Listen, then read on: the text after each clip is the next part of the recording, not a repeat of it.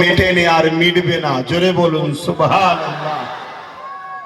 তাই ইমামে হুসাইন পাক আমাদেরকে এই মেসেজ দিয়েছে যে আল্লাহ তো পরীক্ষা তাকে নাই, আল্লাহ যাকে ভালোবাসে। আল্লাহ নবী একদিন বসে আছেন, খুব মন দিয়ে কথাগুলো শুনবেন আমার ভাইরা, কেন আমরা একটা পরীক্ষা থেকে পাস করেছি, ইনশাআল্লাহ পাস করেছি, আল্লাহ আমাদের সাহায্য করেছেন।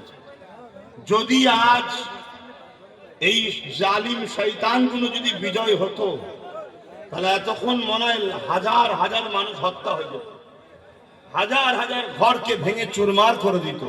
তাহলে আল্লাহ সাহায্য করেছে না করেনি? কিন্তু অপরদিকে এটাও তো দেখতে হবে যে আমরা ছিলাম কড়াতে, এখন পড়ে গেছি ডাইরেক্ট চুলোতে। এটাও তো ভাবতে হবে। এতদিন ছিলাম কোথায়?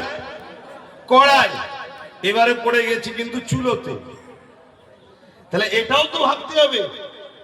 তাহলে একটা পরীক্ষা থেকে আল্লাহ কামিয়াবি করেছেন, কিন্তু আর একটা পরীক্ষায় আল্লাহ ফেলেছে। তবে এই পরীক্ষা থেকে যেদিন আল্লাহ কামিয়াবি দেবেন, যদি আমাদের কামিয়াবি হবার ইচ্ছা থাকে অবশ্যই আল্লাহ দেবেন, সেদিন কিন্তু আর কোন পরীক্ষা আর থাকবে না। এটাই আপনাদের জন্য আল্লাহ শেষ পরীক্ষা। তো এই যে ব্যাপারটা চলছে এখানে